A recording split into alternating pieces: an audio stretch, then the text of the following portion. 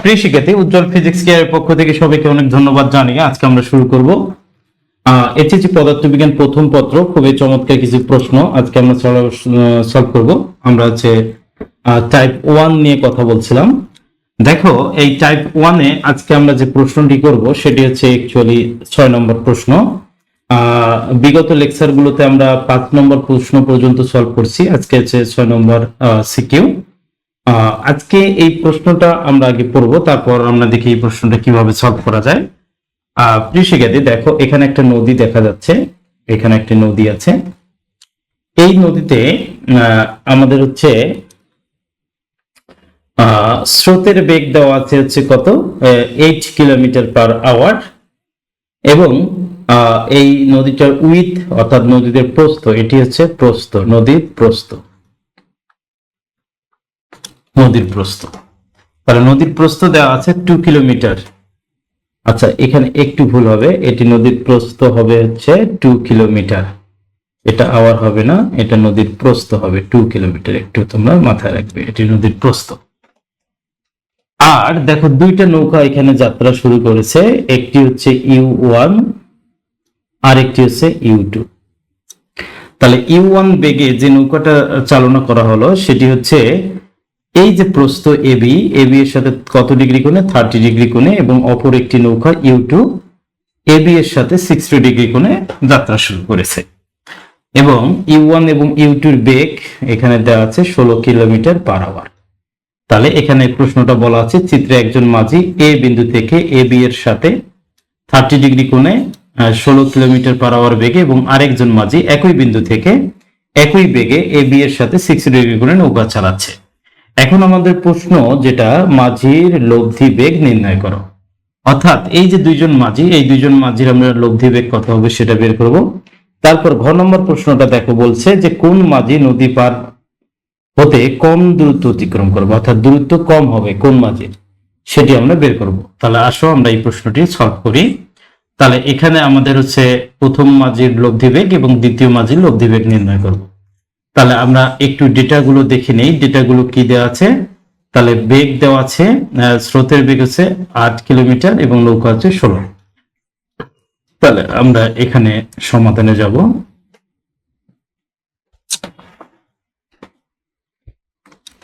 তাহলে আমাদের হচ্ছে সমাধান,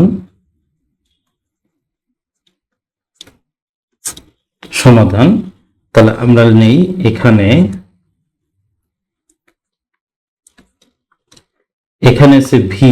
ভি মানে কি, ভি মানে আসলে আমরা একটু দেখে আসি। ভি মানে হচ্ছে স্রোতের বেগ 8 কিলোমিটার পার আওয়ার, স্রোতের বেগ হচ্ছে 8 কিলোমিটার পার আওয়ার। ইউ মানে হচ্ছে কি, নৌকার বেগ, নৌকার বেগ কত, নৌকার বেগ হচ্ছে কত, 16 kilometre per hour, 16 kilometre per hour. আর নদীর প্রস্থ যদিও আমাদের দরকার নেই, তাহলে প্রথম মাঝির ক্ষেত্রে আমরা লব্ধি বেগ বের করব। সমাধান হচ্ছে কি, প্রথম মাঝির ক্ষেত্রে,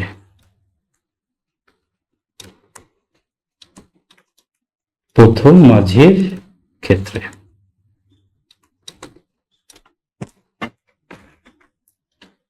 তাহলে প্রথম মাঝির ক্ষেত্রে আমাদের হচ্ছে লব্ধি বেগ বের করব। সেক্ষেত্রে প্রথম মাঝির কোনটা কত সেটা আমরা একটু দেখে নেই। যে প্রথম মাঝি দেখো U1, প্রথম মাঝি কি করেছে একটু আমরা খেয়াল করি, এবি এর সাথে 30 ডিগ্রি কোণ, তার মানে এই কোণটা কত, এই কোণটা হচ্ছে 90। তাহলে আমি যদি প্রথম মাঝির অ্যাঙ্গেলটা দেখি, তাহলে আলফা হয়ে যাচ্ছে কত, 90 প্লাস 30। তার মানে প্রথম মাঝির উৎপন্ন কোণ হচ্ছে 120 ডিগ্রি। তাহলে প্রথম মাঝির আলফা হচ্ছে কত, 120 ডিগ্রি। তাহলে আমরা জানি লব্ধি বেগ নির্ণয় সূত্র তোমরা সবাই জানো। প্রথম মাঝির ক্ষেত্রে লব্ধি বেগ, লব্ধি বেগ, তাহলে লব্ধি বেগ ধরলাম R is equal to √/u² plus v square plus 2uv cos alpha. তাহলে এখানে আমরা যদি ভ্যালুগুলো ইনপুট দেই, তাহলে ইউ মানে হচ্ছে কত, 16 কিলোমিটার, ভি মানে হচ্ছে কত 8, 8 এর উপরে স্কোয়ার প্লাস 2, ইউ মানে হচ্ছে কত 16 কিলোমিটার, আর ভি মানে হচ্ছে কত 8 কিলোমিটার, আর cos আলফা, আলফা মানে হচ্ছে কি 120 ডিগ্রি। তাহলে প্রিয় শিক্ষার্থী, এই ভ্যালুটা তোমরা সবাই ক্যালকুলেটর বের করো, আমি একটু বের করতেছি। তাহলে 16 উপরে স্কোয়ার প্লাস 8 এর উপরে square plus 2 into 16 into 8 into cos 120 degree. এই ভ্যালুটাকে যদি আমরা রুট 192, তাহলে 13.85, 13.856 কিলোমিটার পার আওয়ার। এটাকে আমরা R1 দিয়ে রাখি প্রথম মাঝে যেহেতু। আবার দ্বিতীয় মাঝির লব্ধি বেগ আমরা বের করব।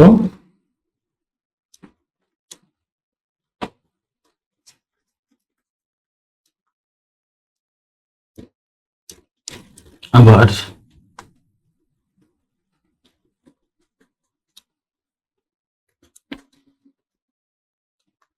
দ্বিতীয় মাঝের লব্ধি বেগ। তাহলে দ্বিতীয় মাঝের লব্ধি বেগ সূত্র লিখি R2 is equal to root over u square plus v square plus 2uv cos alpha. শুধুমাত্র এখানে যেটা হবে ইউ আর ভি সেম থাকবে, শুধু আলফা চেঞ্জ হয়ে যাবে। এক্ষেত্রে আলফা তোমরা লিখে দেবে, আমরা একটু আলফা দেখে আসি কত হইতে পারে। তাহলে দেখো, আমরা আগেরটা ইনফরমেশনটা একটু মিশিয়ে দেই। তাহলে এই দ্বিতীয় মাঝি U2, তাহলে এই অ্যাঙ্গেলটা আছে কত, এই অ্যাঙ্গেলটা আছে 60 এবং এর সাথে আরো যোগ হবে কত 90 যোগ হবে। তাহলে মোটের উপর আলফা হবে কত 90 প্লাস 60 ডিগ্রি। তাহলে 90 প্লাস 60 মানে 150 ডিগ্রি। তাহলে আমরা দ্বিতীয় মাঝির ক্ষেত্রে যদি ভ্যালুগুলো বসিয়ে দিই, রুট ওভার ইউ মানে হচ্ছে 16 উপর স্কোয়ার প্লাস 8 এর উপর স্কোয়ার প্লাস 2 ইন্টু 16 ইন্টু 8, কারণ ভ্যালোসিটি সেম, শুধু cos আলফার জায়গায় 150 ডিগ্রি। তাহলে তোমরা একটু এই সাইডে লিখে দেবে, আলফা মানে হচ্ছে 90 প্লাস 60, তার মানে 150 ডিগ্রি। তাহলে প্রিয় শিক্ষার্থী, এই মানটি যদি আমরা বের করি,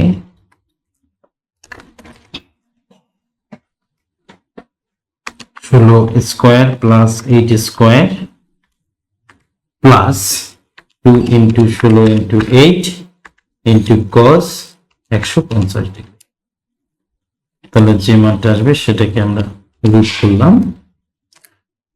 তাহলে দ্বিতীয় মাঝের বেগটা আসবে 9.9145 কিলোমিটার পার আওয়ার। তাহলে প্রিয় শিক্ষার্থী, মোটামুটি আমরা শিখে গেলাম যে প্রথম মাঝির লব্ধি বেগ কত সেটা বের হয়ে আসলো এবং দ্বিতীয় মাঝির লব্ধি বেগ কত সেটা বের হয়ে আসলো। তাহলে আমাদের জানতে চাওয়া হচ্ছে মাঝির লব্ধি বেগ কত। মাঝির লব্ধি বেগ বলতে দুইজন মাঝির লব্ধি বেগ কত সেটা বের করবে। তাহলে কোন মাঝি নদী পার হতে কম দূরত্ব অতিক্রম করবে। তাহলে এখন আমরা দূরত্ব যেহেতু বের করব, তাহলে এটা এইখানে আমি একটু বুঝিয়ে দিই। তাহলে প্রথম মাঝির ক্ষেত্রে ঘ নম্বর প্রশ্ন, এটা হচ্ছে আমরা অলরেডি করলাম। এই প্রশ্নটি হলো গ নম্বর প্রশ্নের সমাধান। এখন আমরা আসো ঘ নম্বর প্রশ্নের সমাধান লিখবো। ঘ নম্বর,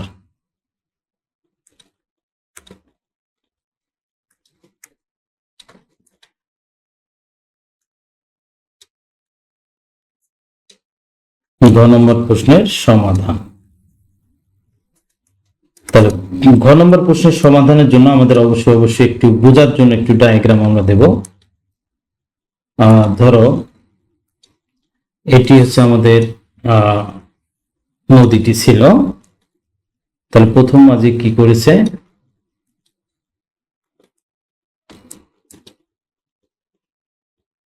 এটি হচ্ছে তাহলে আমাদের চিঠি বের করতে হবে।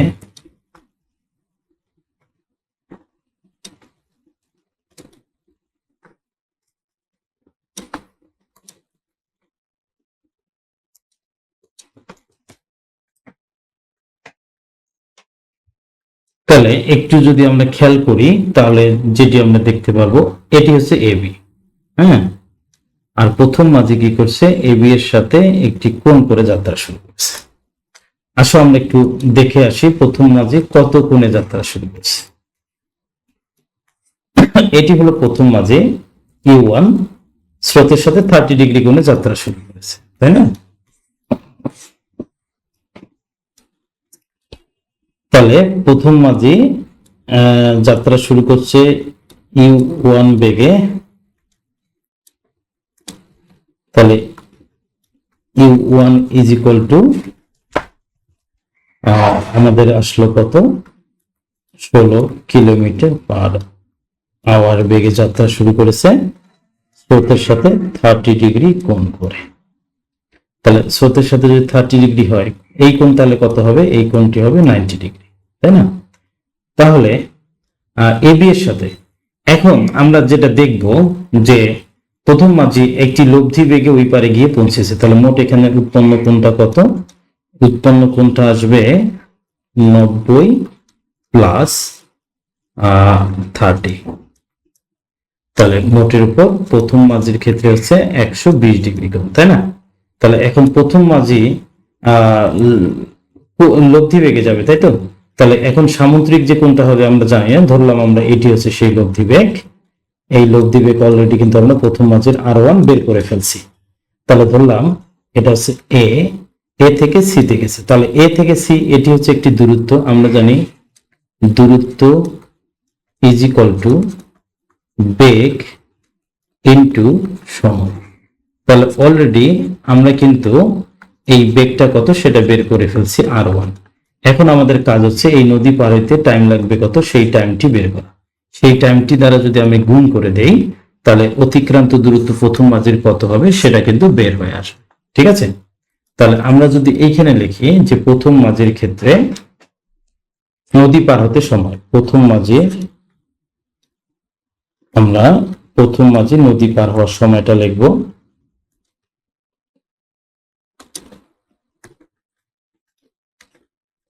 প্রথম মাঝির নদী পার হতে সময়। তাহলে কি শিখেছি তোমাদের সবাইকে আমি সময়ের ইকুয়েশন লেখা শিখেছি। নদীর প্রস্থ লাগবে আর হচ্ছে আমাদের লাগবে হচ্ছে ইউ সাইন আলফা। তাহলে আমরা জানি এই নদীটার প্রস্থ দেয়া ছিল হচ্ছে 2 কিলোমিটার।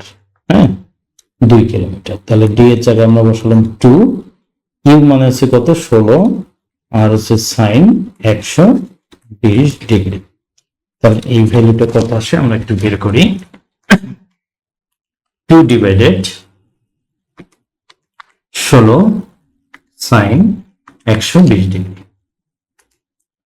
তাহলে এই প্রথম মাঝি নদী পার হইতে সময় লাগবে 0.1443 আওয়ার। তোমরা 4টা ডিজিট নেবে এবং প্রথম মাঝির লব্ধি বেগ আবার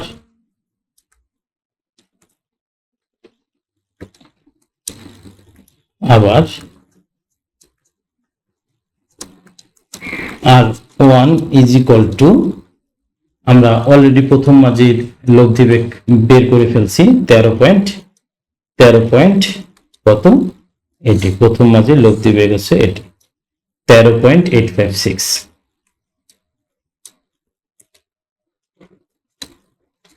13.856। তাহলে এক্ষেত্রে সাইটে তোমরা একটু নোট দেবে, এই সাইটে যে গ নং হতে পারি। তাহলে এখন দেখো, সুতরাং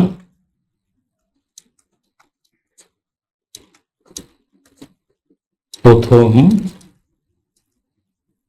মাঝের অতিক্রান্ত দূরত্ব, তাহলে প্রথম মাঝের অতিক্রান্ত দূরত্বকে আমরা S1 দ্বারা রিপ্রেজেন্ট করি। তাহলে বেগ হচ্ছে R1, টাইম হচ্ছে T1। তাহলে লব্ধি বেগ হচ্ছে 13.856 এবং সময়টি লাগবে 0.1443। তাহলে এই পরিমাণ দূরত্ব অতিক্রম করবে। তাহলে এই দূরত্বটাকে যদি আমরা এখন বের করতে চাই, 13.856 ইন্টু 0.1443, তাহলে প্রথম মাঝের অতিক্রান্ত দূরত্ব আসবে 1.999 কিলোমিটার। এটা হচ্ছে প্রথম মাঝের অতিক্রান্ত দূরত্ব, অর্থাৎ মানে কত দূরত্ব এই পার থেকে ওই পারে যাওয়ার। এবার আনুভূমিক দূরত্ব যদি আমরা এখন বের করি, প্রথম মাঝের আনুভূমিক বরাবর অতিক্রান্ত দূরত্ব, আনুভূমিক বরাবর তাহলে কতটুকু দূরত্ব অতিক্রম করবে সেটা আমরা বের করব। প্রথম মাঝে নদী পার হওয়ার জন্য অতিক্রান্ত দূরত্ব। এখন আনুভূমিক বরাবর দূরত্ব জানি আমরা কি, x divided d is equal to, তোমরা এর আগের দিন সূত্র জানো, u cos আলফা প্লাস হচ্ছে v divided u sin alpha. আমরা যদি এখন ভ্যালু বসিয়ে দিই, x বের করব, d মানে হচ্ছে 2, u মানে হচ্ছে কত 16 বসিয়ে দিলাম, cos আলফা হচ্ছে কি 120 ডিগ্রি বসিয়ে দিলাম, তাহলে v মানে হচ্ছে কত 8, 16 sin 120 ডিগ্রি। তাহলে প্রিয় শিক্ষার্থী, এখান থেকে তোমরা x এর ভ্যালুটি বের করো। তাহলে x এর ভ্যালু কত আসবে? x এর ভ্যালু আসবে 16 ইন্টু cos 120 ডিগ্রি প্লাস 8।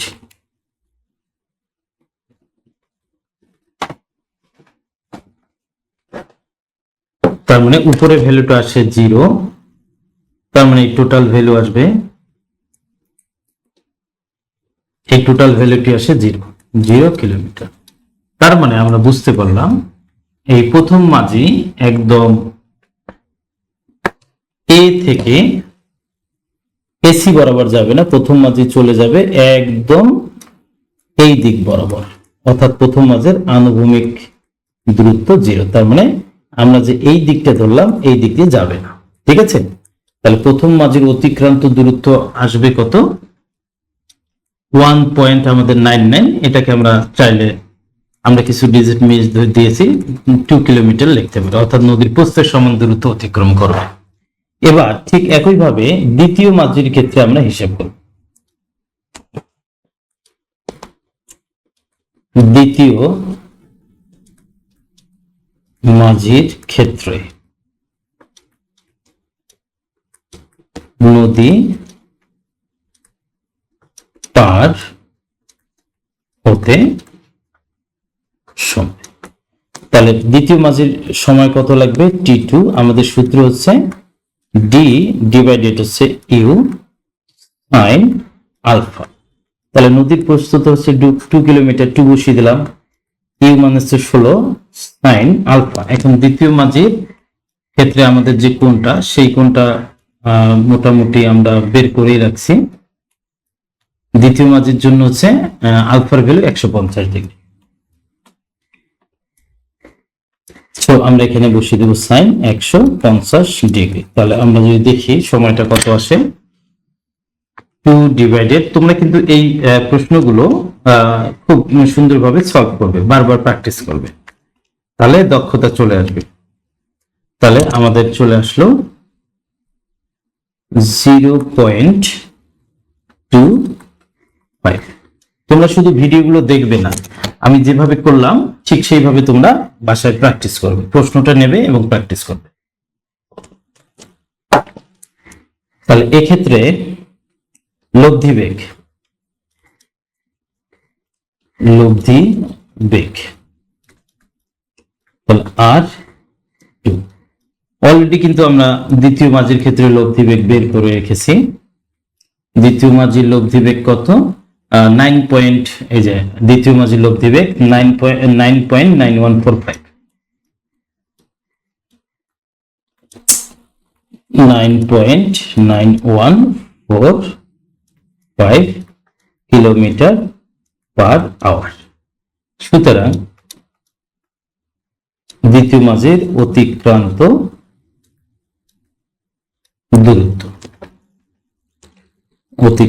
দূরত্ব কত হবে? S2 ধরি, S2 ইজ ইকুয়াল টু লব্ধি বেগ R2 ইন্টু টাইম T2।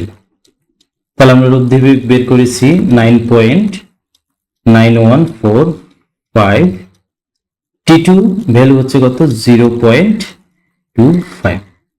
তাহলে এটা তোমরা একটু লিখবে যে লব্ধি বেগটা গণম হতে পাই, সাইড নোট দেওয়াটা ভালো। তাহলে মোটের উপর আমাদের এই ভ্যালুটা কত আসে? ইন্টু 9.9145, তাহলে ভ্যালুটি আসবে 2.478 কিলোমিটার। তাহলে দ্বিতীয় মাঝের অতিক্রান্ত দূরত্বটা প্রথম মাঝের থেকে বেশি। আবার আনুভূমিক দূরত্বটা আমরা একটু বের করেছি, ঠিক করে আনুভূমিক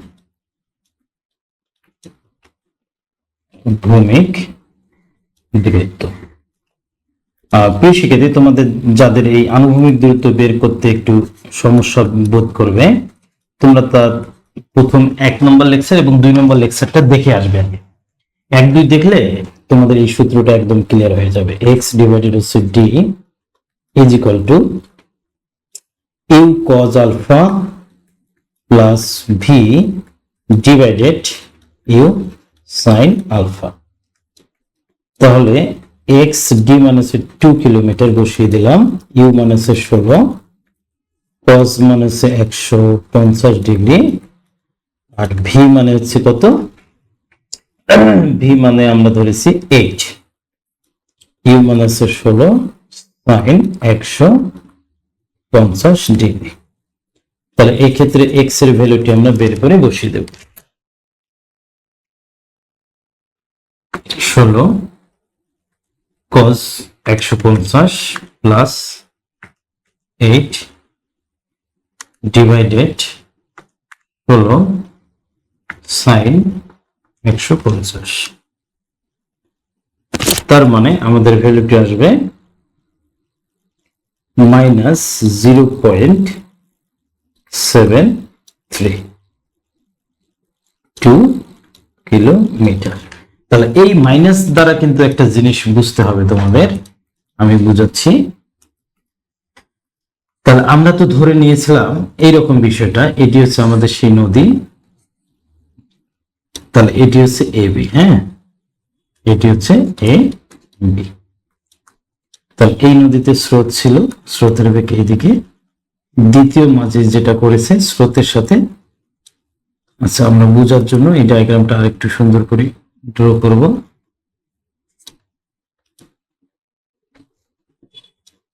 দ্বিতীয় মাঝে এই স্রোতের সাথে 60 ডিগ্রি কোণ করে এই দিক বরাবর যাত্রা শুরু করছে, খেয়াল করো। তাহলে এই টোটাল অ্যাঙ্গেলটা এখন কত হলো? টোটাল অ্যাঙ্গেলটা 150 ডিগ্রি। যেহেতু আমাদের এই এক্স এর ভ্যালুটি নেগেটিভ আছে, আমরা ধরেছিলাম এক্স এর ভ্যালু এই দিকে হবে, কিন্তু না, এক্স এর ভ্যালুটা এই দিকে আছে। এই পয়েন্টটা থেকে এই এতটুকু ভার আছে -0.7, অর্থাৎ এই মাঝি এই দিক থেকে এই দিকে গিয়ে পৌঁছেছে। ওকে, অর্থাৎ এটা হবে তখন সামান্তরিক, এটি হবে সামান্তরিক। তাহলে এই যে আমাদের ডিস্টেন্সটা, এই এবি এর ডিস্টেন্সের থেকে এই ডিস্টেন্সটা বেশি, অর্থাৎ এই S2 দ্বিতীয় মাঝির আনুভূমিক দূরত্ব যেটা, সেটি নেগেটিভ এবং এই ভ্যালুটা 2.47, আর প্রথম মাঝির অতিক্রান্ত দূরত্ব যেটা এসেছে সেটি হচ্ছে 1.99, যেটাকে আমরা 2 কিলোমিটার সমান ধরেছি। তাহলে প্রিয় শিক্ষার্থী, আশা করি তোমরা প্রশ্নটা বুঝতে পারছো। তাহলে আমাদের এই হলো প্রশ্নটির সমাধান। তাহলে প্রথম মাঝি এবং দ্বিতীয় মাঝির মধ্যে আমাদের জানতে চাওয়া হচ্ছে যে কোন মাঝি নদী পার হতে কম দূরত্ব অতিক্রম করবে। তাহলে কম দূরত্ব অতিক্রম করবে প্রথম মাঝি। সুতরাং লাস্টে তোমরা লিখে দেবে যেহেতু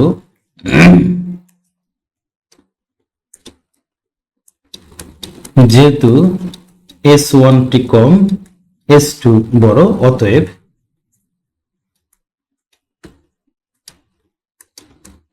প্রথম মাঝি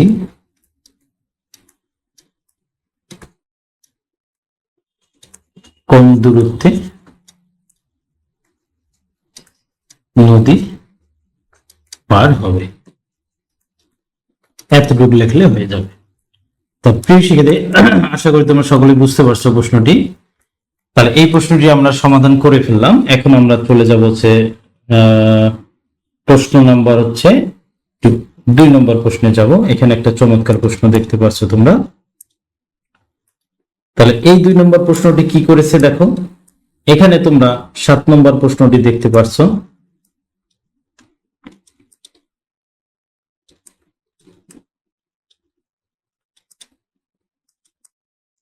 প্রশ্নটিতে বলা হয়েছে কি বলা হয়েছে যে একটি তোমরা নদী দেখতে পাচ্ছ, সেই নদীতে স্রোতের বেগ দেওয়া আছে 2 কিলোমিটার পার আওয়ার। তাহলে চিত্রে চিত্রে চিত্রে স্রোতের নদীতে একজন লোক পার হয়ে অপর পারে যাওয়ার জন্য এত বেগে, তার মানে ওই পারে যাওয়ার জন্য এত বেগে এসি বরাবর, এখানে একটু মিস্টেক হয়েছে, এসি বরাবর, অর্থাৎ এই এসি বরাবর বললাম এটা আছে ইউ, আচ্ছা U1 লেখার দরকার নেই, u is equal to 4 kilometre per hour. তাহলে এত বেগে নৌকা চালানো শুরু করলো। সে অপর পারে ডি বিন্দুতে পৌঁছে। তাহলে এই দিক থেকে সে নৌকা চালায়, আর সে কিন্তু এই দিকে গিয়ে এই ডি বিন্দুতে পৌঁছে। তাহলে এটি লব্ধি বেগে পৌঁছবে। বিডি এর ভ্যালু দেওয়া আছে, এই যে এতটুকু ভ্যালু দেওয়া আছে, এটা কিন্তু আমাদের এক্স এর ভ্যালু, বিডি হচ্ছে 0.5। তাহলে এটাও একটু মিস্টেক হয়েছে, এর যেহেতু ডিস্টেন্স, তাহলে 0.5 কিলোমিটার। ওকে, এখন আমাদের নদীর প্রস্থ হচ্ছে এবি, এবিটা হচ্ছে নদীর প্রস্থ, এটি হচ্ছে নদীর প্রস্থ। নদীর প্রস্থ আমাদের দেয়া নেই। এখন আমাদের প্রশ্নে জানতে চাওয়া হয়েছে নদীর প্রস্থ কত। আবার ঘ নম্বর প্রশ্নে জানতে চাওয়া হয়েছে যে এসি বরাবর, এই যে এসি বরাবর নৌকা চালনা শুরু করলে অপর পারে পৌঁছাতে যে সময় লাগে, যদি এবি বরাবর নৌকা চালনা শুরু করা যেত, তাহলে অপর পারে পৌঁছতে তার চেয়ে কম না বেশি সময় লাগবে, এটা গাণিতিকভাবে ব্যাখ্যা করা। অর্থাৎ এরা বলতে যাচ্ছে যে এই এসি বরাবর যে নৌকা আমরা চালিয়েছি, সেক্ষেত্রে নদী পার হইতে সময়, অথবা আমরা যদি ডিরেক্ট এবি বরাবর নৌকা চালাইতাম, অর্থাৎ এই এবি বরাবর।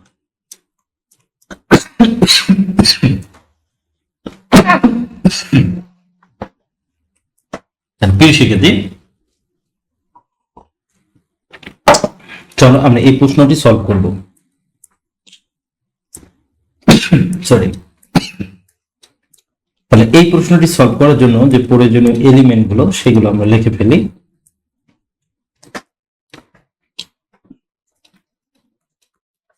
গ নম্বর সমাধান।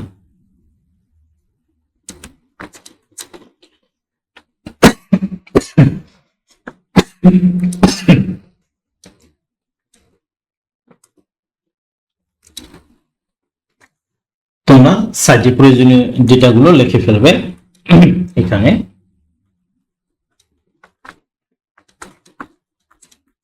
এখানে দেখো এক্স এর ভ্যালুটি দেয়া আছে। এক্স মানে কত?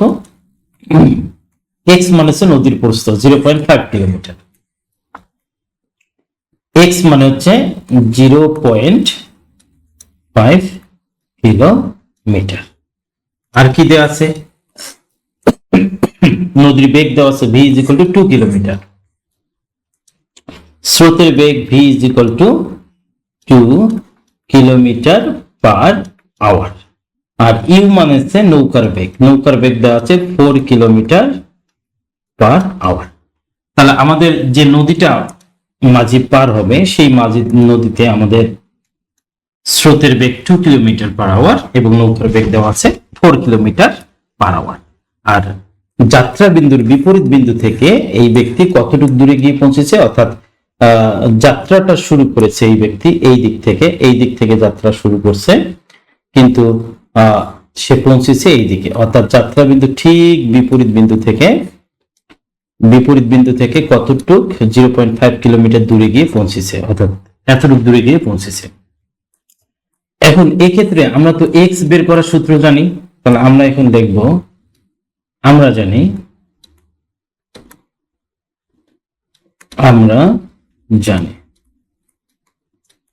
আমরা কি জানি, x ডিভাইডেড d, d মানে কিন্তু নদীর প্রস্থ, দেখো এখানে নদীর প্রস্থ আছে, আর u cos alpha plus v divided u sin alpha. তাহলে আমরা বের করব কার ভ্যালু, আমরা বের করব হচ্ছে d এর ভ্যালু।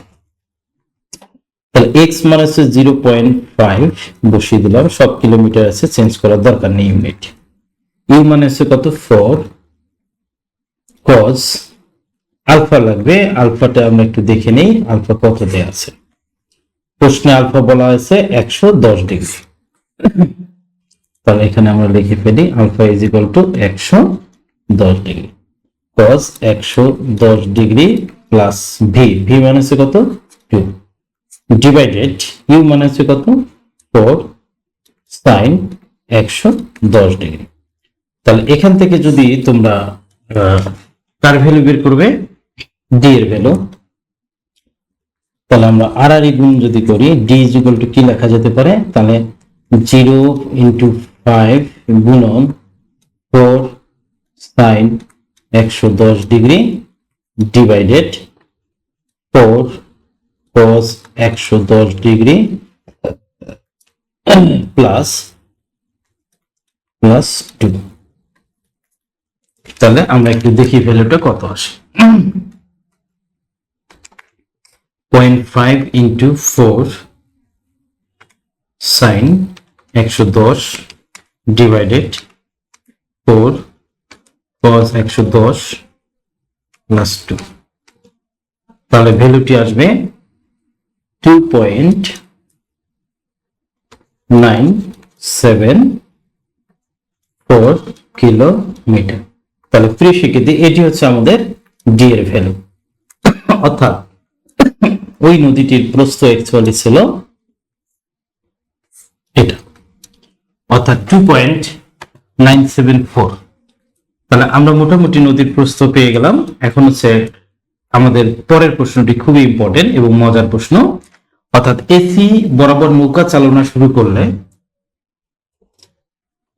অপর পারে পৌঁছতে যে সময় লাগবে, একই বেগে এবি বরাবর নৌকা চালনা শুরু করলে অপর পারে পৌঁছেছে তার চেয়ে কম না বেশি সময় লাগবে, সেটি বের করবো আমরা। চলো বের করি। তাহলে এক্ষেত্রে আমরা একটু বোঝার জন্য ডায়াগ্রামটা একটু ড্র করব। তাহলে আমাদের সমাধান হবে কি, ঘ নম্বর প্রশ্নের সমাধান। তাহলে প্রিয় শিক্ষার্থী, আমরা দুইটা ডায়াগ্রাম বোঝার জন্য আমরা করবো, যদি আমাদের ডায়াগ্রাম দেওয়ার দরকার নেই ফাইনাল পরীক্ষায়, তারপর আমরা বোঝার জন্য দুইটি ডায়াগ্রাম দিচ্ছি। এটি একটি ডায়াগ্রাম, এটি হচ্ছে অপর আরেকটি ডায়াগ্রাম। তাহলে এই ডায়াগ্রামে ওই ব্যক্তি এই দিকে নৌকাটি চালনা করেছে, আর এই ডায়াগ্রাম অনুসারে একদম এবি বরাবর। তাহলে প্রিয় শিক্ষার্থী, একটু খেয়াল করবে তোমরা, এই নদীতে স্রোতের বেগ আছে এইদিকে v = হচ্ছে 2 কিলোমিটার পার আওয়ার, আর এই দিকে হচ্ছে নৌকা চালনা করা হয়েছে, এই অ্যাঙ্গেলটা হচ্ছে 110 ডিগ্রি, যেটা হচ্ছে আলফার ভ্যালু দেওয়া আছে।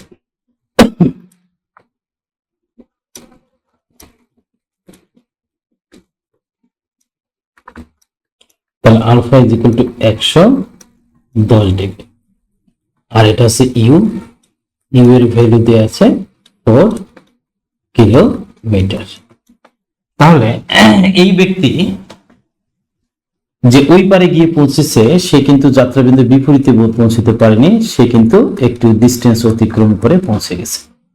তাহলে আমরা যদি একটা সামুদ্রিক ড্র করি, তাহলে এটি হবে আমাদের সেই সামুদ্রিক, তাই না?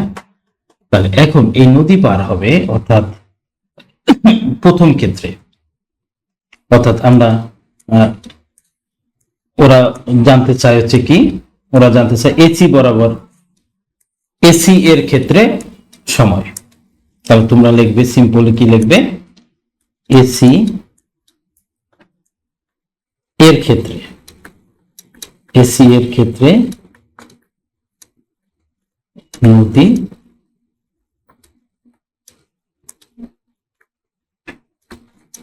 নদী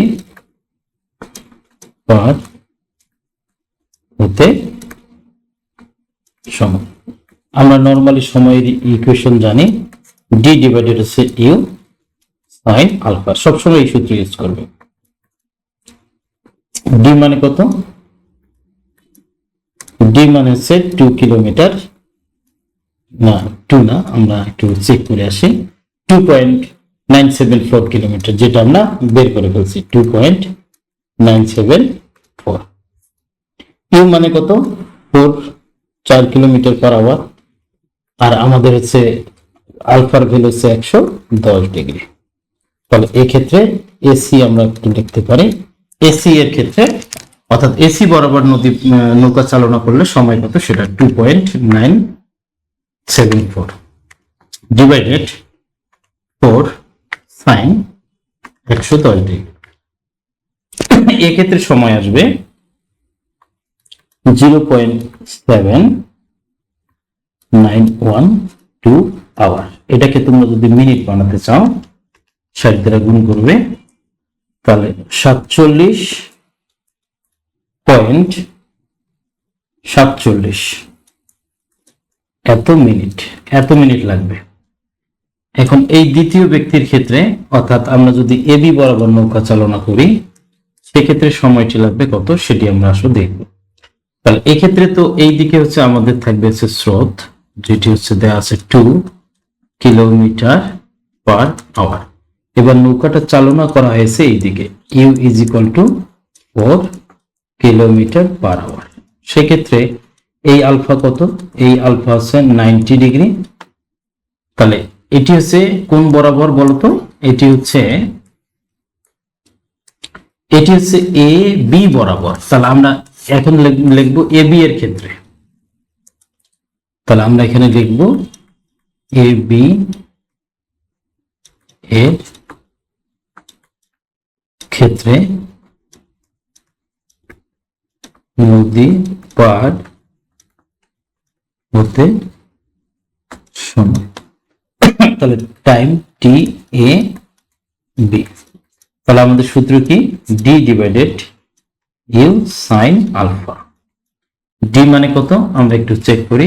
ডি মানে হচ্ছে 2.974, যেটি আমরা গ নম্বরে বের করে ফেলছি। ইউ মানে হচ্ছে 4, সাইন 90, সাইন 90 মানে 1, তার মানে 2.974 ডিভাইডেড 4 সাইন 90 মানে হচ্ছে 1। ডিরেক্ট আমরা এটা না লিখলেও পারতাম।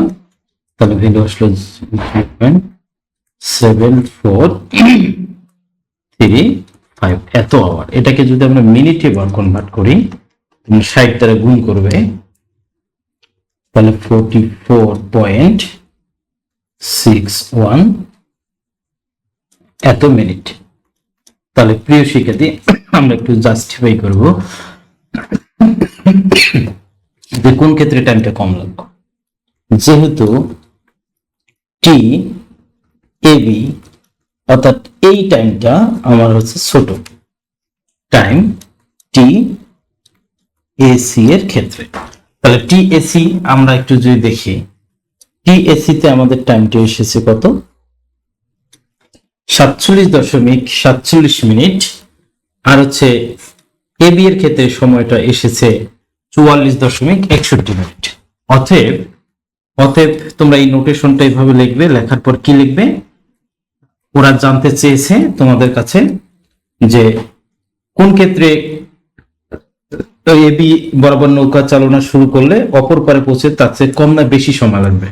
তাহলে এবি বরাবর সময় কম লাগবে, সুতরাং এ বি বরাবর